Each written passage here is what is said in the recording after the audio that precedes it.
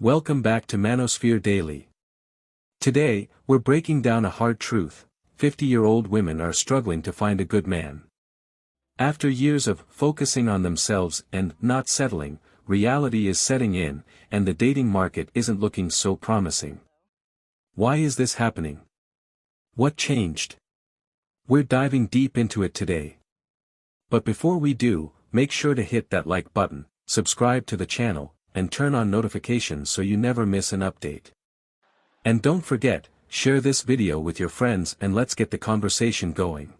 This one is a sponsored video from a woman that wanted to know why she's struggling finding a good guy. She's in her early 40s, professional, making about $220,000 a year. The first reason why you're struggling is because you have a very narrow dating pool. If you're a professional woman in your 40s or 50s, you've got a few pieces of paper on the wall framed in mahogany. The problem is that, generally speaking, guys are not attracted to degrees. Men are success objects to women. Women are beauty objects to men. Successful men that you'd like to date, they generally date younger, hotter, more agreeable women. The quality of women in that age bracket aren't long-term relationship type of material. They've got a notch count. They often bring small children in tow. They're also fairly disagreeable, and men of higher caliber aren't keen on coming home to an argument. They're looking for a woman that can, turn his house into a home, if you know what I'm saying. At 47 years old, after 25 years married, I found myself divorced. You guys, I thought it was over. I sat there for 6 years focusing on getting my kid into high school and never dated. I remember sitting on my floor just crying, saying, I don't want to do this anymore. I'm too old to do this again. I'm too old now to fall in love and find the love of my life, because how much time are we going to have left, right? Now, some of you are going to say 47 is so young, but to me, it felt like life was over. And to be honest with you, even into my 50s, I bought my own house. My kids went off to college when I was 50, and I was sitting here still not dating. Out, all kinds of guys, offers, not interested. Absolutely not interested. I didn't want anything to do with anybody. And then one day I happened to be looking across the bar and saw a guy, and I asked my friends, who is that? And they said, we don't know, but we'll find out. Little did I know they were actually approaching him. I didn't realize that was happening until it was already happening. Right now, I can tell you that for the first time in my life, since my divorce, I feel alive again. And it has really made me realize that I'm 52 now, and I feel great. I'm out having fun. I'm dancing, I'm dating, I'm singing, I'm playing, I'm traveling. I'm doing all those things, and I have freedom to do it. So if you think your life is over at 50, take it from me. Yes, but where have all the good men gone? Struggle, except those good men were around 20 years ago, and they got ignored for bad boys and fun. Now, suddenly, stability sounds attractive. Funny how that works. These ladies spent their prime years saying, I don't need a man, and now they're shocked that men took them at their word. It's like declining a dinner invite for years and then getting mad when the restaurant closes. Now they're out here talking about how men are intimidated by strong, independent women. 3 reasons why. Number 1, the dating pool is so much smaller the older you get, and the more credentials, more letters you have behind your name, the more successful you become. You usually want to date someone that's on your same status, on your same level, or higher, someone that's doing even better than you. And that's very hard to find. And if you do, number 2 is he actually wants someone younger. Okay, I just have to say this, but dating in 2023 as a 32-year-old divorced woman is freaking wild. Like, sometimes I'll just be looking at situations like, what the was that? Like, it's hard to offend me nowadays, and I don't get easily attached to literally anybody. So when you think like you've made a play or something, I already know what's going on because I've like been through all that shit. So it doesn't affect me. Like, I'm just gonna go ghost, Ladies, if you want to know if a guy's genuine or not, just don't sleep with them. Like, that's literally it. Just don't sleep with them. Like, wait some months. Wait some months till you sleep with them and give them your precious gift that you could possibly give somebody. Because whenever you sleep with these guys and you create those soul ties, it's over. It's over.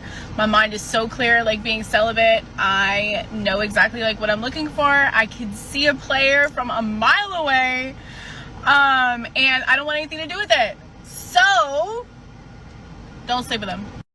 I'm going to preface it by saying this. We live in a society where there is this hookup culture, and it is, you think it's so hard, like, not to feel loved or not to be with somebody. It's actually so easy if you just don't do it, because you are getting rid of all that extra attention, all those guys that, like, just want to mess around, all those guys who just, like, want you for a night, whatever. I hate it when girls say, I can get any guy I want. No, you could sleep with any guy that you want. Men will literally screw a corpse. Like, we've seen that, you know, that's facts. It's not that. It's finding like a genuine man who has a connection with God, who will love you unconditionally, will wake up and choose you like every single day. There's such a huge difference. And I think that we get so caught up in like what the world views dating as versus like what it should be. And it's so sad. It's so sad how there's like very few men that have the right intentions nowadays.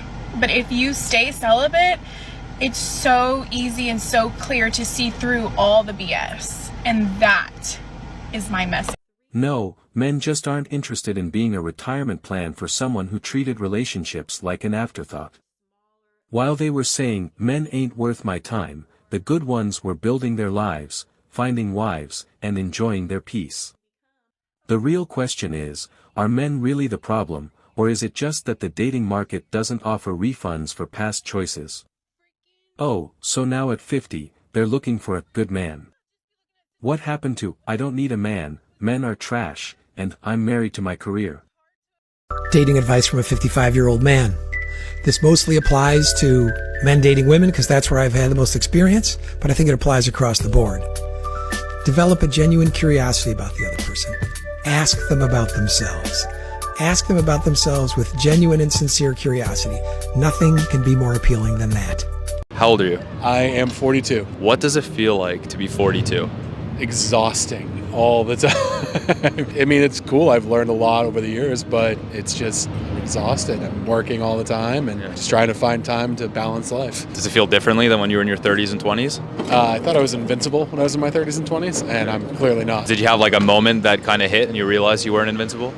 No, not really. Just over time, just started to realize it. What is one thing that when we're younger we tend to prioritize, but as we get older we realize isn't actually that important? Probably money.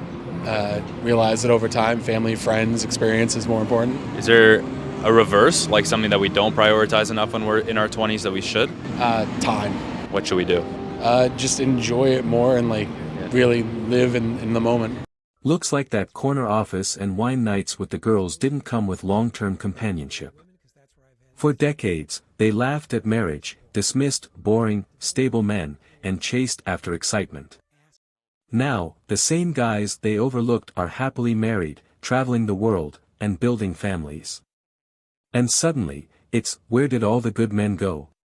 Let me ask for some dating advice from Jordan Peterson. How do you find, on that topic, the love of your life?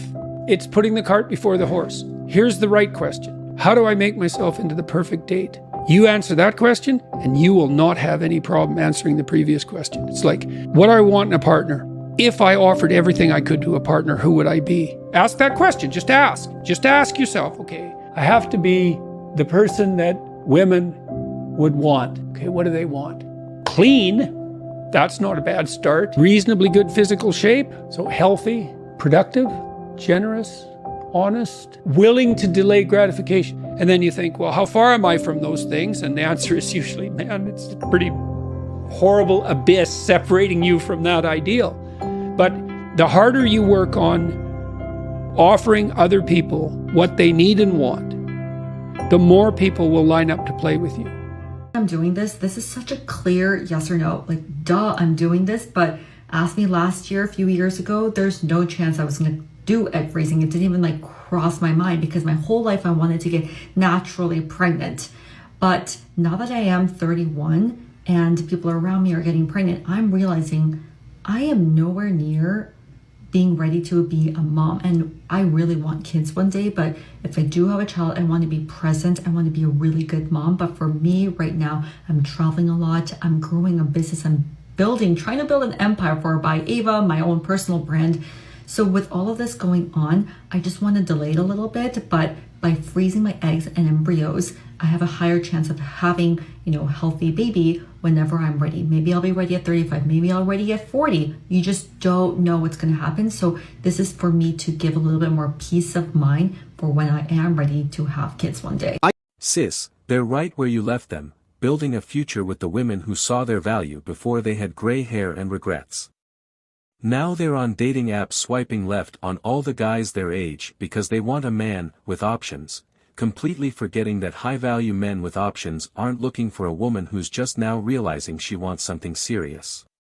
And when men aren't lining up for them, they call it ageism instead of realizing that attraction and dating value are based on more than just feelings. You can't spend years telling men you don't need them and then be surprised when they believe you. And that's a wrap on today's discussion about why 50-year-old women are struggling to find a good man. If you found this video insightful, do us a favor, hit that like button, subscribe to Manosphere Daily, and turn on notifications so you never miss the latest content. Also, let's get this conversation out there, share this video with your friends and on your socials to help spread the message. Thanks for watching, and we'll see you in the next one. And that wraps up today's episode of Manosphere Daily. If you enjoyed the content, give it a like. Be sure to subscribe and hit the notification bell so you're notified as soon as a new video is out. Share your thoughts in the comments below. See you all tomorrow.